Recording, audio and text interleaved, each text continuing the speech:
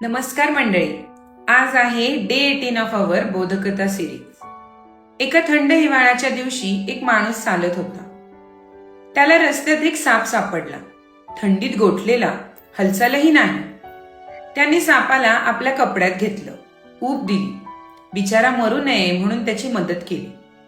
थोड्या वेळाने तो साप बरा झाला आणि अचानक त्या माणसाला चावलं। तो माणूस ओरडला आणि म्हणाला, मी तुला वाचवलं तरी तू असं का केलंस?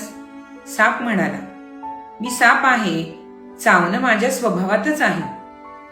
म्हणून मंडळी, सगळ्यांना मदत करा, पण अंधविश्वास ठेवू नका। जेव्हा एखाद्याच्या स्वभावातच विश्वासघात करणं असतं, तेव्हा तुमचा चांगुलपणाही ते थांबवू शकत नाही। माणसं बदलत नाही, त्यांचा स्वभाव लपवतात। मी आहे सायली आणि ही होती आजची सावध करणारी बोधकथा।